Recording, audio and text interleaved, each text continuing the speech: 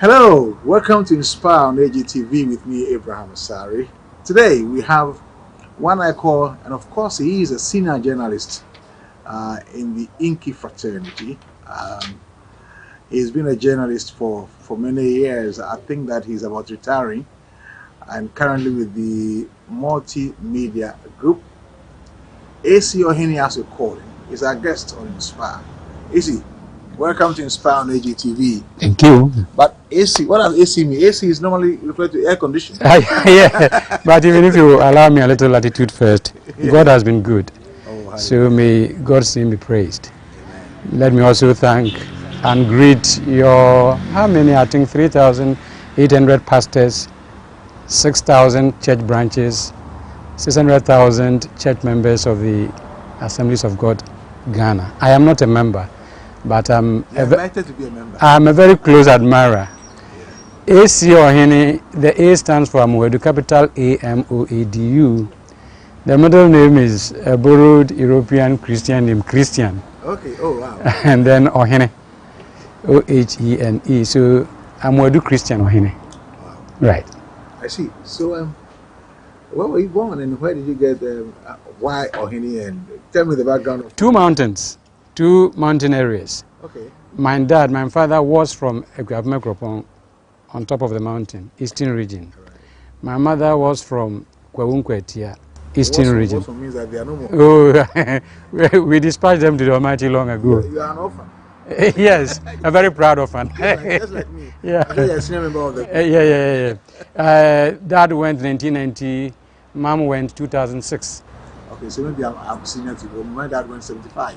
Wow, you must have been a boy then. Oh yeah, I was a boy. Unfortunate. Mom in 2006. Unfortunate. Yeah. Senior. Senior to you. Right. So where were you born? I was born at Suhum in the eastern region. Okay. And then I was sent, the family moved to a village near the Suhum town, beyond Obretima. In fact, we carved a village from a forest and lived there for a long time.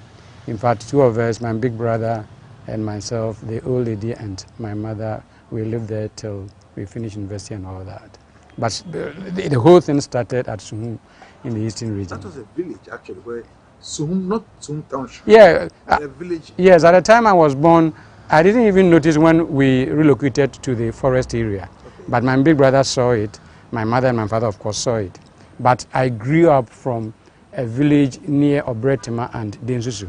They are also part of the Suhum municipality, but they are villages close to the main town, Suhum. So growing up, there was no electricity in that village. There is still no electricity there. Even now. Yes. So it's a small hamlet, more or less like a small, about 20 houses. Oh, two room house, one house with two rooms. Yeah. One for the old lady and the old man, the other for me and my brother. And the whole village was just a small place. Yeah, it was. Just recollect growing up and playing in the dust. Yes. Playing football. Yes, we would plug the orange that wasn't ripe yet, and that was the ball for us. I'm Hasofuk. My brother is Asante Kotoko. My brother is Asante Kotoko. And it was as serious as you would have it in Kumasi, Babayara or Hinijan. Serious rivalry because my mother was Asante Kotoko and my father was Hasofuk. And the division was clear. So they supported according to which they wanted. So you had just a brother? Siblings? Well, at the village, yes. But my father had some children in another marriage before marrying my mother. So, but for us, I mean, at the village and we growing up in the late 60s to the 70s, it was my brother, Kwame Ohene, and myself, Asare Ohene.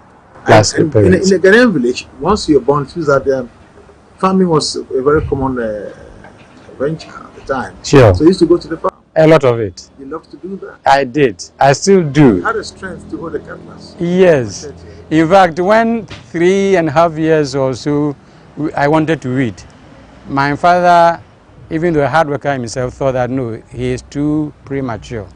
So I would find the front of a palm front, and would be trying to read. Then he said, sir, and gave me a discarded cutlass. So by 4 years, I was weeding. I was cropping. I was planting seeds. I love to plant. a lot of maize. I love to plant plantains and so on and so forth. It's been with me through my life, and I think that it was a good beginning for me. It means that at that time you were envisaging to become a farmer in your adulthood. Did you desire to become a farmer? I think that I wanted to be a teacher. I wanted to be a doctor at some stage, but I also loved farming because it brought up life. I happen to always want to be close to life. If I see the seeds sprouting, if I see the young seedlings growing, and so on and so forth, I enjoy it. But I think that at the back of my mind, I thought I would become a head teacher with a lot of farms, or one big farm, or I'll be a doctor with a backyard garden and so on and so forth. Okay, so then you went to school in that village? Well, 3 kilometers from the forest hamlet. Was a school? Yeah, yes. You walked to school? We did walk to school. Exactly. Yes. And that was common? It was common in those days. Just many miles to school? Oh, about 3.5 kilometers to school. So 7 kilometers a day? Yes. But we didn't even feel it. Yeah, of course, it was natural. Yes. And you always were in school on time? Yes, otherwise you find reason to be on time the next day. I remember the time when you go to school in the morning, you close, go home, and come back in the afternoon. Yes, that was it. We had 2 sessions. We didn't actually go to the village. We would just have some games, or would follow our friends who came from the Dinsusu town. At the time, there were about 100 houses, or say 50 houses at Dinsusu. So it was a town, a small village indeed. We would go with them to their homes. We would have brought food. Because you lived far? Yes. But where I grew up, the school was very close to the house was very close to the school. You were more fortunate. So it close, what I was 12:30 or something? Yes, 11:30 was the first break, the first closing, if you like. And then 1 hour or so would come, or at least 1:30. Yes. 1:30 is the reopening, and then we close at 3:30. Wow. Was interesting. So that was primary school? Yeah. Middle school? Middle school, the old man took us to Enum, yet another mountainous area. Enum also in the eastern region, to attend elementary boarding school. So from Form 1 through Form 2, I did the elementary boarding school at the Presbyterian Middle Boys Boarding School. Yes, the border. Yes. Preparing to sit for the hall? Yeah, well, I dodged it. I sat for the common entrance. I was successful. Wow. And then that is a whole story altogether. Yes, the old man wanted us to finish. Indeed, Kwame Ohene Dakuma Senior had gone through the same Enum Presbyterian and had finished. And so, who are you to say that for you won't finish? My first rebellion. I passed Menya Krobo Secondary School. At the time, it was Presbyterian Secondary School, Menya Krobo. When I passed, the old man said, you have to go for another 2 years. I wouldn't hear of it. At the time, a new training college had been converted by the Busia administration into a secondary school. Several of the training colleges had been made secondary schools, with a few others being made post-secondary teacher training colleges. So I went and sought admission from the headmaster. When he saw my results slip, I thought he was impressed. Gave me admission, and now I pay school fees. It was like hell. I followed one of my boarding school friends to their home, pleaded with their mother, and stayed with their mother. So I was a day student for 2-3 months. You left home? Yes. And your father didn't look for you? No, it was the same compound, the same Enum, about 115 or 20 miles from Dinsusu, even though in the same eastern region. But then what I did was that after the common entrance, I said I didn't want to go back to the elementary boarding school. So he thought you were in a boarding school? Yes, in the meantime, I was in the secondary school. Oh. So the prospectus and everything, then were not the days of mobile phones. Of course, you had to write a letter and then it take many weeks before. Yes. People had to intercede, they had to go and talk to my father and so on and so on. So he eventually got to... Yes. And he was not... Very angry, livid, upset, and wanted me to return to the elementary boarding school. People pleaded on my behalf, and so he grudgingly found the money to pay. I think that the school fees was 25 cedis at the time. That was, no, 25 cedis was the school fees, and then the boarding fee was 48 cedis. That was a lot of money. Can you convert it to this? I should be multiplying it by 2,000 or 5,000. It was a lot of money. The whole term, the boarding school, the boarding fee was 48 cedis. Then the other fees 25 cedis. So later on, the old man started paying. Fortunately, by the second year, I had earned a bursary. I got a scholarship, Cocoa Board scholarship, and then the old man's nerves were calmed. One of the reasons he didn't want me to go, he wanted Kwame, who had now entered secondary school, soon secondary technical school, to climb up a little so that The gap. yeah, the pressure on him, no, I wouldn't hear of it. But I had some scholarship and went through secondary school. So you went to read what? What did you go to? Science? It was a new school, a training college that had just been converted into secondary school. Those of us who were above average were encouraged to do science. And let's face it, I also like to do science. It was bluffing. It was fanciful. So I did science. Form 4 through Form 5, I did science. I did science, yes. The grades weren't particularly good at the science side, which unfortunately were my core subjects, as we'll call them today. But the other subjects, including English language, Bible knowledge, Akan, and a few others, I did really well. Then I did an introspection and told myself, look, this chemistry at O level, the way you are flunked, you are not going to make any serious progress. In any case, if you say you want to be a doctor, you can't see the sight of blood. You can't even imagine blood. You just cannot be a doctor. So I stopped it. I didn't go to sixth form. My second disappointment to the old man, because he knew. Yeah, no. And also he knew that I should go through sixth form as a matter of course, because he knew I was above average. Then he arranged for me to go to training college in our hometown, Kropong. I went to the Presbyterian Training College. Once again, unbeknown to my parents, I left a Kropong Training College and came and stayed at Suhum town. They were at the village, mind you.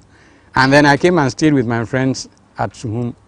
Went to the District Education Directorate, secured a teaching appointment, and then started teaching. So you left the school to teach? Yes. You dropped out? Then my father said that to hell.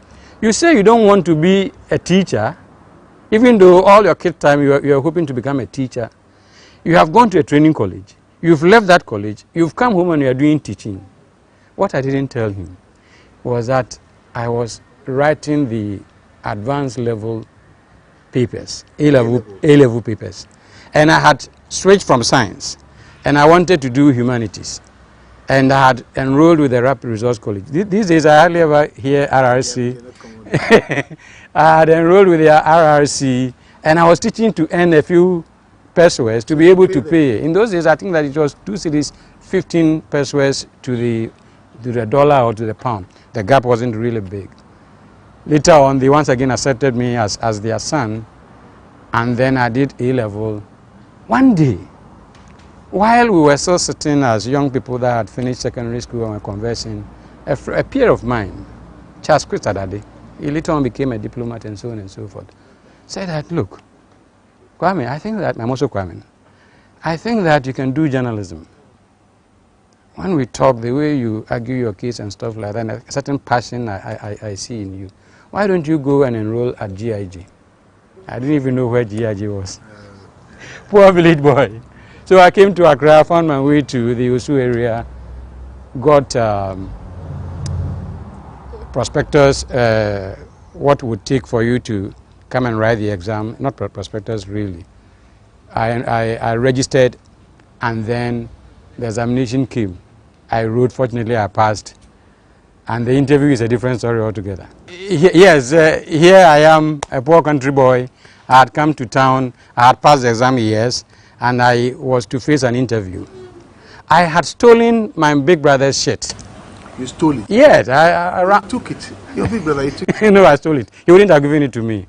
By 1 o'clock when he was snoring, I quietly crept into his bag. It was not any serious bag. And picked it because it was decent looking. For the interview? Yes. It was in Accra as well? Oh! From Ekropong? No, from Suhum. Oh, you coming from Suhum? Yeah, I was coming from Suhum. The trousers was passable, so it was my own trousers. But the footwear was terrible. It was chaliwati. You know the chalote with about 1 inch, 1.5 inch sole, the tough one. Tucked in? Well? Yes, I had tucked in. But the foot was chalawati? Was chalawati. Did you wear socks? No, not socks. And that was, I think, the best I could ever get, because my sandals or shoe was nothing to write home about. So when Kojoyanka saw me, I think I read that he wanted to send me out. Yes, started and say, why do you want to be a journalist? And I think that at times the divine spark, a certain divine spark in me came. And I think that I talked so much. And then everybody, the remaining 3 other sides, so there were 7. This would ask a question, the other would ask a question. So how would you think that you can use journalism to help your people in the village? I would answer. They would ask me, are there mysteries, are there mysterious things at the forest? I told them about dwarfs. I had not seen dwarfs before. Up till now, I have not seen dwarfs before. But I heard stuff about dwarfs. I told them so much. You yobbed them? Not so much lies, but a lot of determination, a lot of youthful exuberance and determination that... Then it was difficult to be a journalist, to enter into the journalism school. GIJ was picking 70%. It was a diploma at the time. And then, out of the 70, they were giving about 30 or at least 20, 25 to Namibia, to Swaziland, the freedom fighters, including South Africa. In fact, many of my mates were South Africans. Then the rest were for some cadres and the general public. So it was very competitive. But, you know, listening to your story, I am not sure some of the things you did. If any of your kids does that today, you'll be happy. You more or less set yourself against your parents. You are going to be independent from your I was a rebel in that sense. And yes, so you rebelled against their wish for you to stay a little more in the elementary school. Yes. You were sent to a training college. You actually dropped. It is true. You know, and all that. You stole your. Yes, I did. Do you regret for these things you did? Do you regret today? On hindsight, I think that I could have engaged my parents. Yes, my father was a stern person that was almost, yes, non-tolerant. But I think that I could still have even got elders he respected to talk to him. But the child's mind is a very small mind. The child's world is a very small world. What do you tell a young man or a young woman who is having such tendencies today of wanting to go this or her way? I would say that, look, young people out there, even if the home, parents, mommy and your big uncles and the rest, don't allow so much democracy in the home, still obey them. But if you want to air your views and you have difficulty, engage elderly people in the church, engage elderly people in the family to try to get your parents and your bigger siblings to listen to you. Don't be rude. Don't override their instructions. Don't let them feel that you are rebellious or you are disobedient. And don't steal a shirt.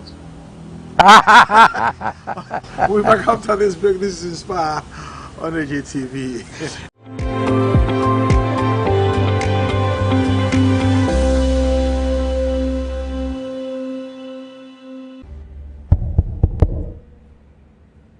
Can everyone hear me? We are here.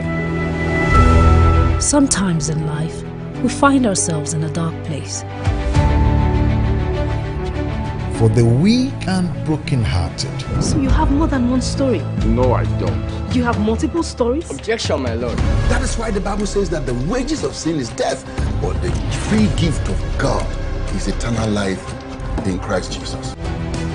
Who are you? For every moment you need to be inspired. You cannot be prayerfully alive, and Satan will get you easy. I was speaking in tongues and I said, Kiton, get up. How can you manage a company when you cannot manage your home? On all the days you need to be lifted up. You must abandon old mindsets and structures that have held you back. Vision without action is an omission. Raise your head high, for AJTV is here. I mark your forehead with a seal of power. Fear is a serial killer of dreams. Shola. Yes, Ngozi. I need to hear God myself. For every man, you are a criminal.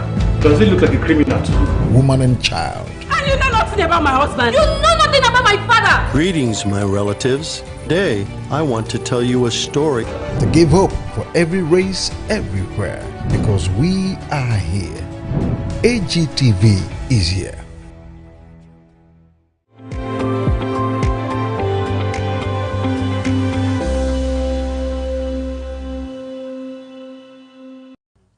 So we're talking to the man who wore Chalawati to an interview at the GIJ. Chalawati had a white shirt tucked in, good-looking trousers, stole the shirt. He regrets he did that. AC Ohene is our guest. Yes. Do you remember any of your colleagues who went to the interview? Where are they now? Did they also become journalists? Yes, I think that T-Rex, Theophilus Kojogani was downstairs. I think that Emmanuel Kojogani became Public Affairs Director for Senate. Kwame Bequin became DC and also at a certain time MP for Sujama, quite a few of them. And then so when eventually they released me to go, I remember Kojoyanka saying, "See you in October.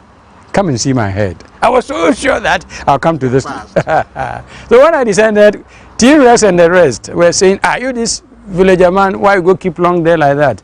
Then I told them, "See you in October." Oh, first saw her. It was a much smaller school at the time. Only 2 streams, 35, 35, one in the afternoon and then the other, I was at the day section. Do you remember any of your international class? Nkrumah Mushulenge, I checked and has passed on.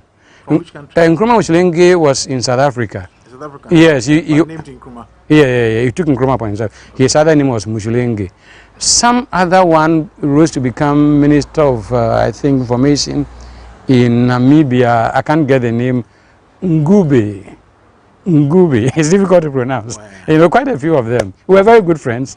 They brought a few dollars, and we were very raw, extremely broke, extremely broke. But they had been sponsored. Yes, they had some UN support and all that. So, and they thought that, with due respect, they thought that we were sharper than them. And so you would be writing notes for them or giving them your notes for them. Yeah. But then GIG did not have boarding facilities. No. So where did you stay? Somewhere Banana Inn. I first stayed with my very good friend George Ankara, who is retired from GBC. My senior colleague. Yeah. We were very good friends. Wow. Then, George, if you permit me, I'll mention it. We quarreled. Yes, and so ejected you. I ejected myself. I ran away. That one to you here. So I relocated to Samuel Donko. Samuel Donko was at the Institute of Bankers, retired. Unfortunately, he's passed away. And I lived at the Donkos at Banana Inn till I went through GIG. So at this time, your father, what did he think about you? Don't let me feel bad. Indeed, my father didn't see much of my journalism. My mother did. And I know that she regretted. Even my father, at the time I was doing National Service, Koko bought Kuyafu check monitors. As a graduate from GIG? Yes. I remember there were Spectator, Ghanaian Times, Mirror, Daily Graphic, GBC, GNA. That was all. Yeah, it was difficult to get entry into these. So National Service posted us to secondary schools and also to some other institutions such as Cocoa Board. I went to Cocoa Board to do National Service. Even there, I would come home, I would go to the village still. I tried to let us start some building for them. He realized that the end result was so good. Yeah, I asked for my mother, I would win this award. She would tell all the villagers that her son has won an award because the radio was always on the table in front of her. So I did. At that point, you wanted to be a priest. Yes. So you were not very consistent in your career choices. Yes. A teacher. Yes. Doctor. Yes. What again? A journalist. Journalist. Yes. That you became eventually. Yes. But now then you decided to be a priest. Was it after you became a journalist? As a matter of fact, along the line, from infancy, I have the feeling that I can help make society better by talking to people, by being as frank as I'm being here, by listening to people, by giving advice. I don't know much of the Bible, even though I've read from Genesis to, I don't have a lot of them stored in my head. It's but stored in your spirit. Well, maybe so. So when the divine spark is within me, I want to share. I want to share everyday experiences. I think that I could be encouraging people even the more if I devoted my entire time to, say, preaching. So it has come to me now and again. Yes, this or that prophet. In fact, there was a big priest in Kumasi, whose name I just don't want to mention, whoever told me that I was ordained by God to be a priest and that I've run away from the priesthood. Not that because a pastor said, but I mean, it's always been within me that this is one thing that probably Do you regret not wearing the castle? I do regret not, at a certain stage in my work, leaving, say, journalism to devote my entire time to the Lord's vineyard. My consolation, though, is that imperfect as I am, very sinful as I am, I still find time to do things that I'm so sure this is close to God's work. But you don't really need to be the one in charge of a church to preach the gospel. Yes. You can, like in our church, Assemblies of God, send the light. This year we are preaching. We are sending the light, we are preaching, we are winning souls for Christ, we are expanding the church, we are expanding membership and all that. You can still be preaching. Yes. Win souls. Yes, I do lay preaching, yes. And I hope that may God have mercy on me. I'm so imperfect. I do lay preaching at the workplace. My colleagues will bear witness to it. I do lay preaching. I do say things that I think that, as for this, even if now and again I feel at it, I'm so sure this is the way to go. I do them at the bus stop when we are conversing. I do them wherever we meet at lunch and so on and so forth. I have a conscience, and I think that's fortunate of me. Everybody does have a conscience. At the point, you committed the life of Jesus Christ along the line. Yes, Presbyterian, born. Because in GIJ, you're doing certain things. I mean, you were not really born again. Just later that you decided to become. Well, so let's start from the Presbyterian era. Okay. You are baptized, and then you are confirmed. I received baptism, I received confirmation, even at a later date, comparatively, because at the village there were no Presbyterian churches, so to speak, and so on and so, even though my father was very Presbyterian. So at the elementary boarding school, I got baptized, and then I got confirmation. So you were not baptized as a kid? Not. So when you decided to follow Jesus, to be baptized? And I think that it is almost automatic, was automatic in those days. At the Presbyterian boys boarding school, there was hardly anybody that went through Form 2 or say Form 3 and didn't, and without being baptized. And I was chorister from elementary boarding school. Oh, you could sing? I could. Don't ask me to sing on this one. I have stopped for a long time. Yeah. But then, so Presbyterian, and then so yes, you backslide, you don't even go to church. One day, Suhum again. I think I had finished national service. I was teaching at a secondary school or so.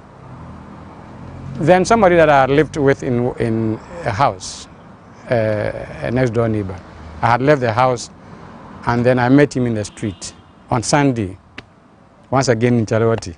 There's a lot of a lot of history. Yes.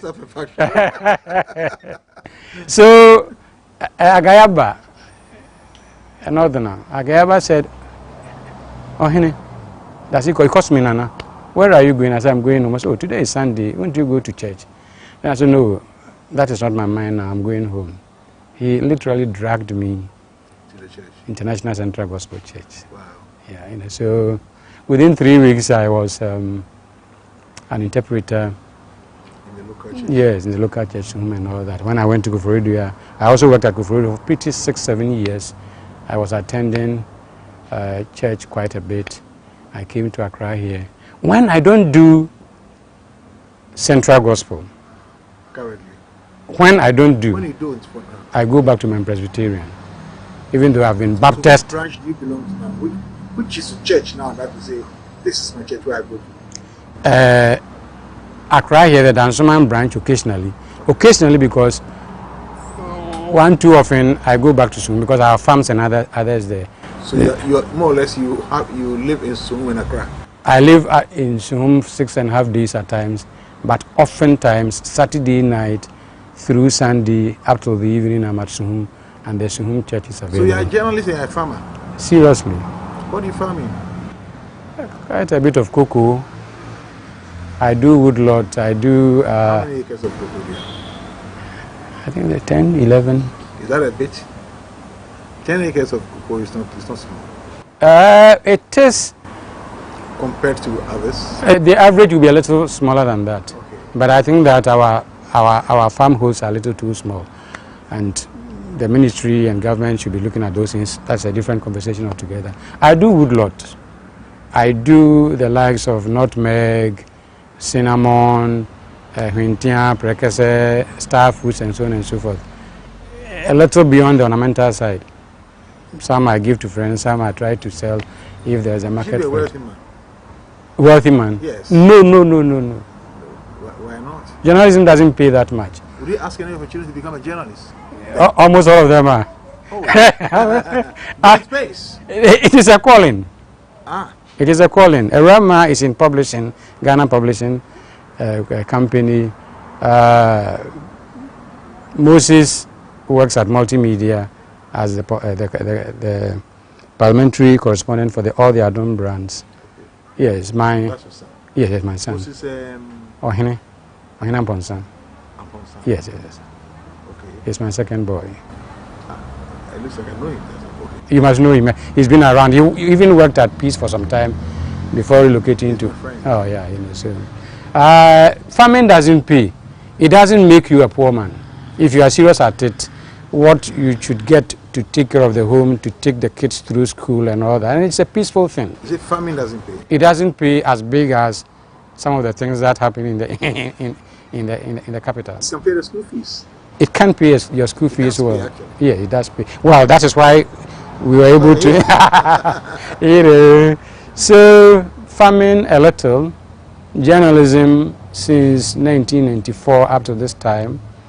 Was a reporter for I guess 8 years, and ever since I've been an editor of sorts. I've been an editor or senior editor. Yes, so I just want to take a profile of your career as a journalist. From the national service, what did you do? I taught at a secondary school, St. Stephen's Secondary School. The teaching, once again, I went back to teaching from I guess 1990 through 1994. And then from 1994 up to the year 2002, I was in newspaper journalism. I wrote for a paper that has since folded, the Ghanaian Voice. Yeah. My first paper was Ghanaian Voice, Dan Anson's Ghanaian Voice. I went to Kofi Kumsen's Chronicle, and within 4 years I was national editor and picked from the region. That's where I first met you. I think we're in Kotopapi somewhere. Yes. You see how time has made us change. Yeah. We were much slimmer, much younger. Yeah. I was pushing stories for my church, Assemblies of God. Wow. So 2002, I relocated. I went to have a taste of radio journalism, electronic and radio to be precise. I did work for Happy FM as the news editor. Quite 2 or 3 years or so. I left to Hot FM, where I was the deputy manager, the deputy general manager, and also head of news and current affairs. Then I said, why not try television? So I went to Almighty TV Africa, where I spent 27 years or so as head of news and current affairs. I met you there too. Yes, and I was also presenter of the Media Today program, the morning show that looks at all the lead topics in the radio, television, online, newspapers, and was quite an exciting experience. So you've done both electronic and yes, I've done electronic and print. Which of these you like? Newspapers, radio, television? Yes, I can create newspaper. Newspaper.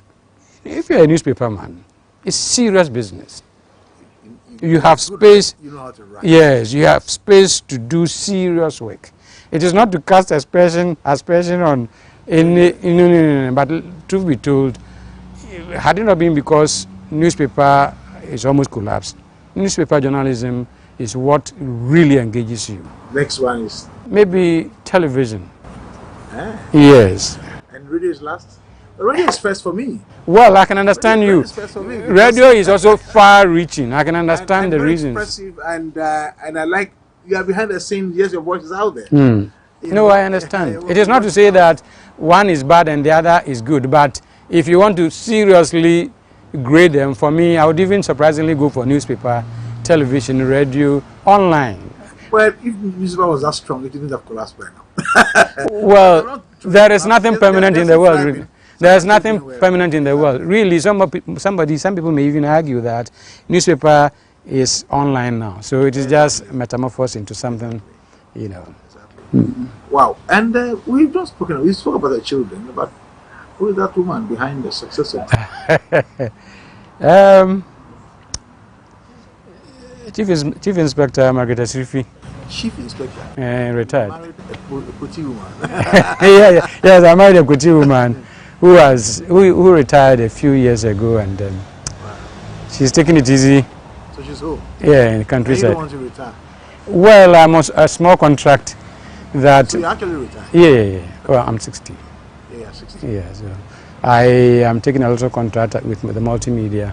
My services are needed there also to exercise the limbs and exercise the brain a little. But hey, if God hasn't called you to heaven, one day we'll still go home and be with the grandchildren and all that.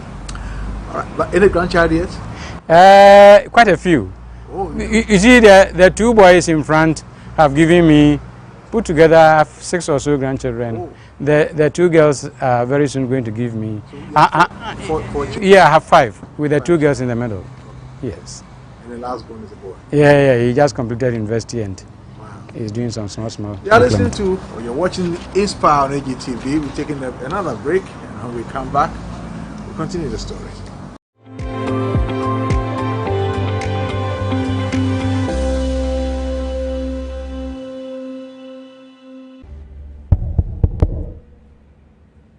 Can everyone hear me?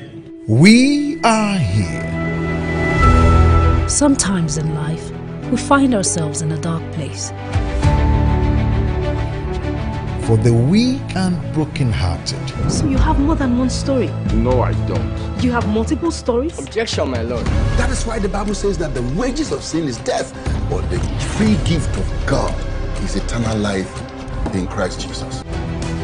Who are you? For every moment you need to be inspired. You cannot be prayerfully alive, and Satan will get you easy.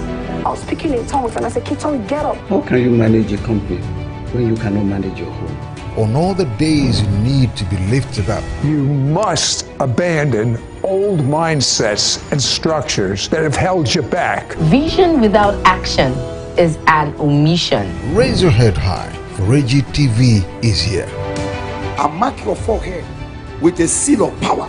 Fear is a serial killer of dreams. Shola, Yes, Ngazi. I need to hear God myself. For every man, You are a criminal.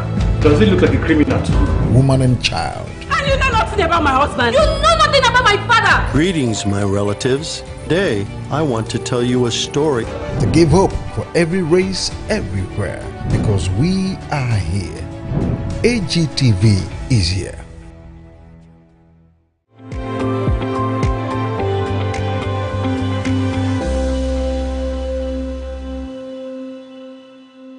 So welcome back to Inspire with me, Abraham Asare. And as I keep saying, KOG Raymond are very experienced in giving you what fits your body, what makes you stand out, no matter how God created you. So call them with the number on the screen, call them, and then they'll reach out to you. So we're going back to Mr. Ohene. AC. The AC Ohene. Mm-hmm. Now, so you are a journalist. You've done your life is the life of a journalist. Yeah. I just wanted to give us your view about the practice of journalism in our part of the world. Looking at how social media and everybody reports, and most people, they wake up in the morning, the first place they go to is social media before even thinking about radio or television. What are your views? Well, I think that it is not perfect. We are nowhere near perfection. But let's also face it, perfection is an ideal. It is not, it's almost impossible for us as humans to attain perfection. Number two, I think that, for that matter, we can improve continually our media space. And we can do that by starting from the traditional media, even including newspaper. They should aspire to do more professional work. The more professional they are, the more they are able to push social media, including TikTok, to do saner work, wiser work, with due respect, believable work. Because the consumer, at the end of the day, wants quality product to consume. If your work sets you apart as a radio organization, if your work sets you apart, I want to watch AG television, it is difficult for me, but I'll find time Sunday evening to watch because I know what I can get from there. We shouldn't chase new media. We should let new media chase our standard and compete with us, because for now it appears that we cannot stop them. So you have done more of private media? Yes. Almost all your career. My own. But sometimes when people talk about quality, yes, in journalism, they fault the private media, yes, more, yes, with their sensationalism, their overly political stance, yes, and all that. Yes. Are they to blame for the falling standards, if there are, in journalism in Ghana? Yes, we in the private media must take part of the blame, and I boldly take on our behalf. But more of the blame or part of it? Part.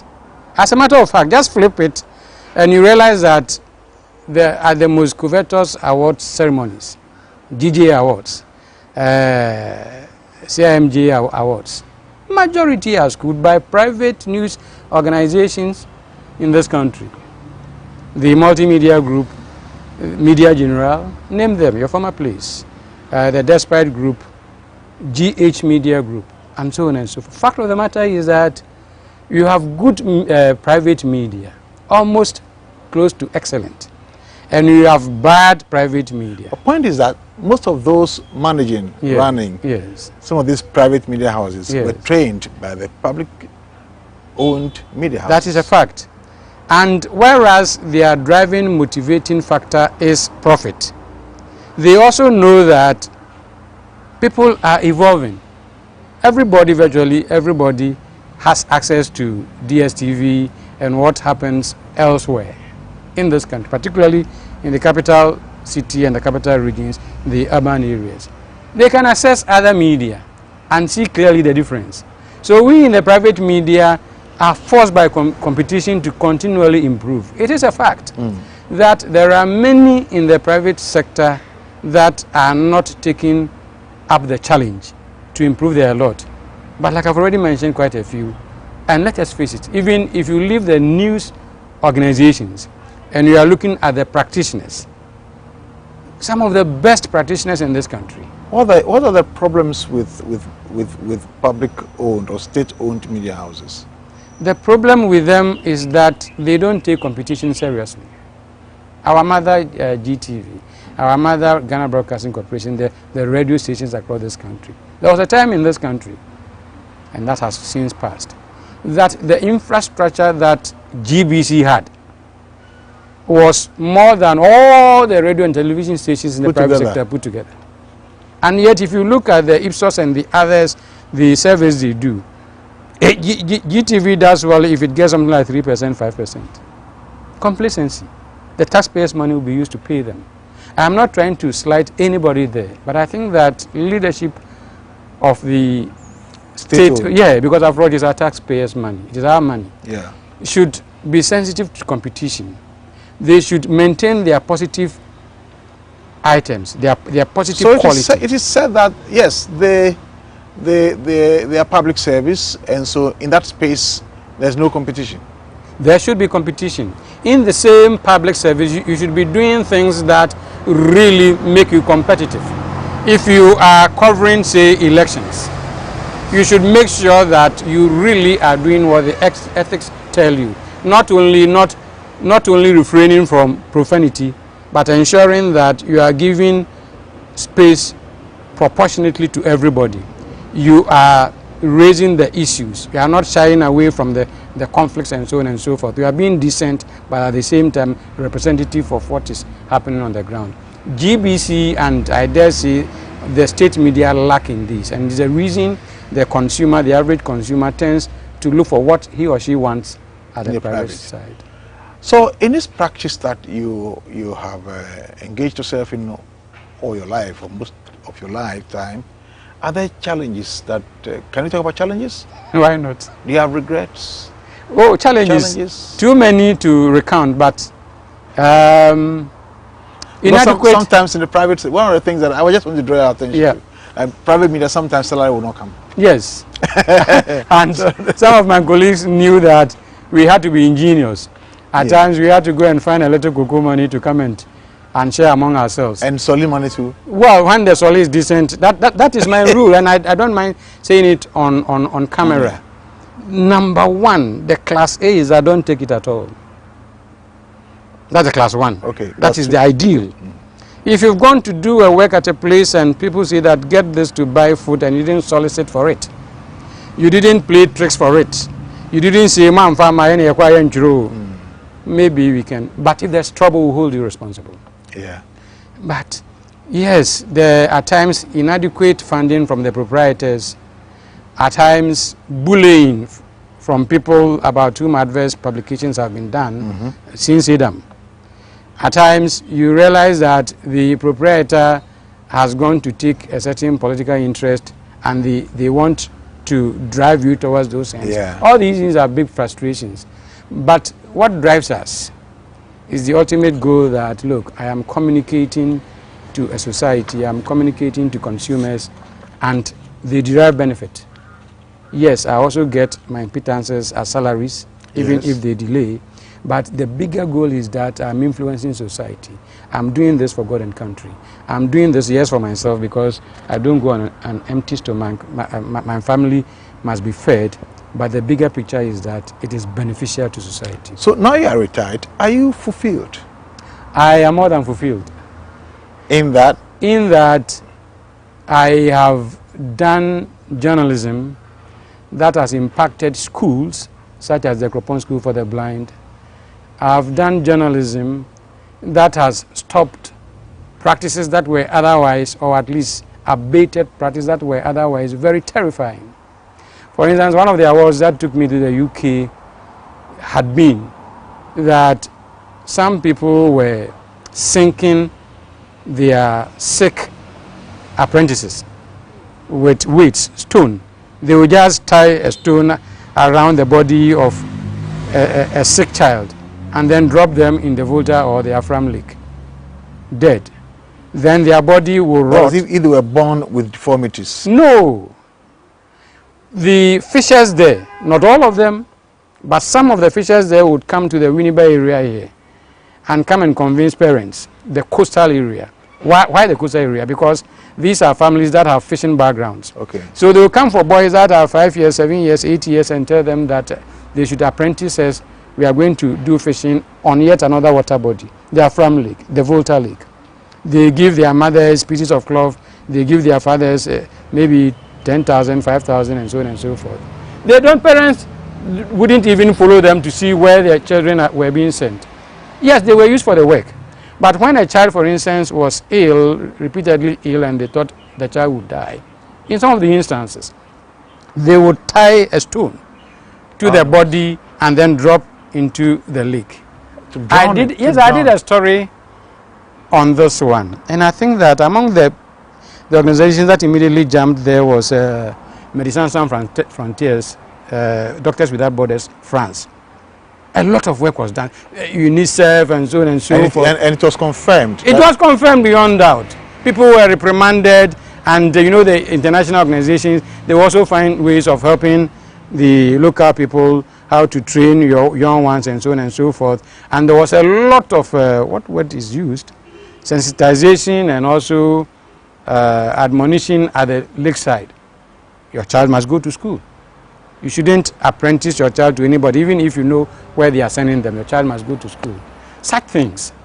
When we've been able to do these little ones, it's fulfilling. Exactly. It is fulfilling. And thank God, if it is about the home side, they've all done basic education, second cycle and tertiary. It is enough. None of them is a rich person. They hardly put pressure on us, the parents. Where else will you get this but from Jesus Christ? Any regrets? Yes, quite a few. Quite a few. Yes, the priesthood. There's a funny thing, not really funny. There is a curious thing that when I link that one to the recurring feeling, must have been December 25th of 63 or maybe 65. While we were eating, the old lady had finished our food, placed it on the big asanka. Then I was eating with my big brother. Then along the line, I got a little unconscious. Then I saw smoke in the air that kept rising and rising and rising. In the smoke, there was a shape of a bearded man wearing white frocks, big, and as the smoke kept spreading, it became blurred and blurred and blurred. So, come here, come here, come here. He looked and said, "Nadena." But meanwhile, he was more interested in the meat. Was Kwame your only brother? My mother's children, he was my only brother. He is my only brother. Okay. Yeah. From my mother's side, with Patrick Ohene Amoadu, we were 4. You know, one has passed on, and then we are 3. The other one is a woman elsewhere, and then the 2 of us are in Ghana. So, when later on I related these to elderly people, they kept telling me that God doesn't speak to big people. Ordinary people can speak to ordinary people as well. So occasionally I've regretted that, well, really, maybe I ought to have done more priestly work or more. But is it too late? It's not too late to be a priest if you want to be, or to do some kind of ministry. Well, work. So that is it. But in journalism, I hardly have any regrets. I have not ended up a very rich person, but I do know that I have trained quite a few. You've been influential because almost everywhere you went, you became a boss. Well, not so much of the boss, but you feel good when your colleagues, people that you work with, have become editors, you've become big presenters. Some of them have even relocated in Europe, America, and the rest, and they are become cameramen. Yeah, like big camera people all along here. You know, that kind of thing. So no big regrets. Some of the things that I would have loved to do better, maybe, just maybe, I should have done on-air presentation for much longer time. Yes, it got to a stage, I thought that, well, this is for the younger people. I should be at the backstage. But on hindsight, maybe if I had... That feeling is always there. And what do you want to be remembered for? Well, I asked my second daughter before coming that, what do you think I'm passionate about and passionate for? He said family, God and country. That she thinks that I love family. And by our family, anybody and everybody that wants to be part of us, including the dogs and the goats in the house. No, it's the rule. And that's why she quickly added country. I try to do a little as much as I can for Ghana. But let me quickly add, because I also asked her, what is my downside? And she told me, I'm a little pushy on the family. Just about... That's your father, like your father. Just about 45 minutes ago or so, you asked me, would I allow my children to do some of the things that I did? My daughter this morning told me that I am too pushy. Sometimes I want them to do things the way I like, and I exert pressure on them. At the same time that while I was a kid, I did things the way I liked. I don't want to. So that's my downside, really.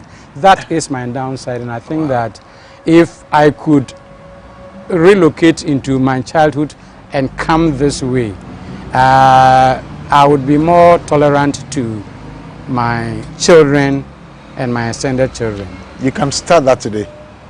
Today I'm starting that one. Wonderful. But look into this camera and inspire somebody. This very one. Young man, especially young woman, the little one, let me tell you, it is not as if you need a bus full of money in your family before you can impact your society. Indeed, at times it is better if you start from a position of disadvantage. Do the little things that you can do and do them as best as you can. Acquire knowledge as best as you can, but acquire wisdom over and above everything.